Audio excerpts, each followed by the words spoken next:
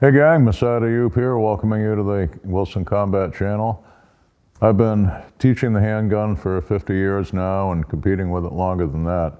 And when my students ask me about competition for skill building, I steer them toward IDPA. It's literally the concealed carry sport. Now, I believe in the best evidence rule. If somebody else can tell you about it better than I can, we're going to ask them about it. Meet, if you haven't already, Joyce Wilson, the Executive Director of IDPA. Joyce, thanks so much for sharing your time with us today. Oh, absolutely, Massad. Thank you so much for having me on your YouTube channel. Well, the Gun Subs, whatever.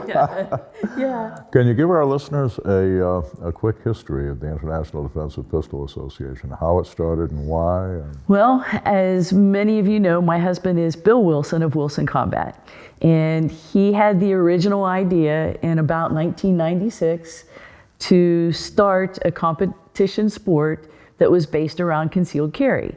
He'd been a long time USPSA member, supporter, founder, all of the above kind of sorta, but they were going in a direction that he felt was different than concealed carry needs. You can say track and field with a pistol, it's okay. Right, okay. But anyhow, he and a group of his friends got together to form the International Defensive Pistol Association in response to the fact that he felt USPSA was going in a different direction. And he wanted to better serve the needs of the concealed carry market and people who were just starting to carry concealed. He and Ken Hackathorn, John Sale, Walt Roush, and Dick Thomas got together in a little hotel in Marietta, Ohio, Ken Hackathorn's hometown at the time, and spent 3 days hashing out rules for what became the International Defensive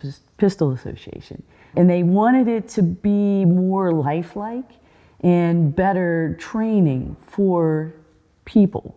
And they wanted it to be easier for people to be part of. USPSA equipment had gotten very, very expensive, and they wanted anybody to go out and buy a Glock, a couple of extra magazines, you know, any kind of holster that was serviceable, and 100 rounds of ammunition and be able to go shoot a match and learn something from it. And that was in 1996. And they were really excited about this new sport, but they were cautious too, because they thought, wow, you know, is it really going to carry on? Or, you know, is this going to be something that the five of us get together every weekend and, you know, this is where it goes. Luckily, things went well for the sport. Bill is an extraordinary visionary when it comes to business and being able to see, you know, what people like in terms of equipment and the sport itself.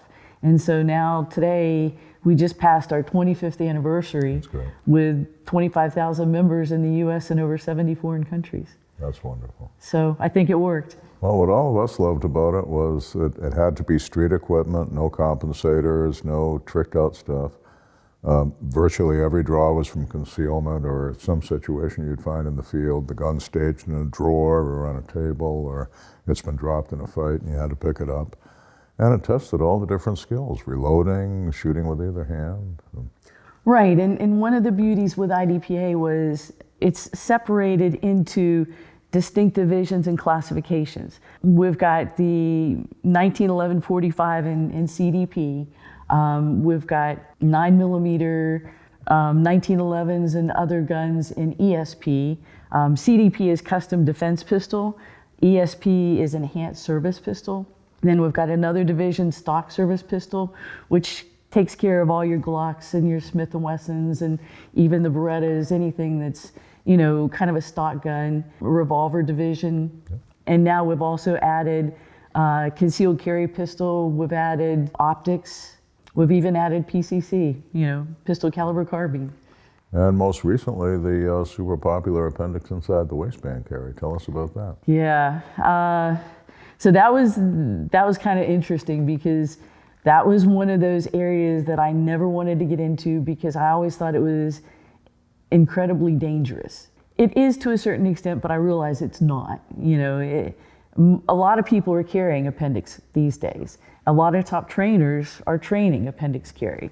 So when the likes of Mike Seeklander and Robbie Latham came to me and said, man, you really ought to think about this. This is really kind of the wave of the future. I'm like, I don't know. So we did. We sent out a survey to the membership, and we got quite a few responses. Out of the 25,000 members, we got about 3,000 responses, which is pretty good for a survey anymore. And it was about 70% were interested. Got together with a couple of my real trusted regional area coordinators and said, okay, if you guys can come up with some rules around this, we'll give it a try. And so come June 1, it will officially be available for the sport. Well, that's great. Now, over the years, you've kept emphasis on the tactical elements like the use of cover, when they're allowed to move between cover and all that. Tell us how those rules have evolved, and some people didn't like this and some people didn't like that, like the tactical reloads versus reload with retention. Right, yeah. The idea was always that you're going to retain ammo if you're actually in a gunfight. And there were two ways to do that. The tactical reload, which is where you grab the magazine first, do a quick change, and then stow the magazine. Or the reload with retention, where you drop the magazine, stick it in a pocket, pull another magazine out, insert it into the gun, and keep fighting. Initially, we tried to kind of push both of those, but what we found was, people just used whichever they really wanted to use, and so we said, okay, just reload. And then we had some difficulties with some safety officers that wanted to call cover real tight and others that wanted to call it real loose. And so for better or for worse, we went to fault lines, a lot like USPSA. I think that's helped a lot. It's helped standardize the game. And of course, even though IDPA is a really good form of training for individuals, it is still a game, and we have to remember it is a game. And even though it's a trophy-only sport, it's amazing what lengths people will go to get that little piece of wood or that little piece of paper. The fault lines really helped with that. And we've done a lot too with trying to come up with some continuing education for our safety officers and even for our members, so that we can hopefully train people that this is what we consider the proper use of cover. This is the proper way to engage targets around the corner, what we call slicing the pie. Target engagement, you always want to engage the closer targets first because that's the bigger threat, as I learned many years ago in Lethal Forces 1.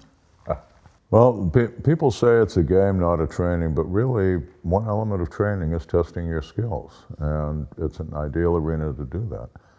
The other advantage you have is you get to see some of the best shooters in your area, and when you watch them go through a complicated shooting scenario, you pick up a few things of the subtleties of more quickly getting behind cover, more effectively engaging from cover.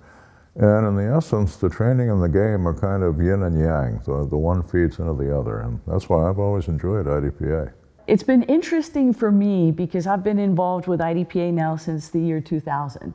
And it's been interesting to watch how initially you might find a master class shooter at a local club or you might not. And you might find a couple of experts, and over the years, how much more the talent has increased.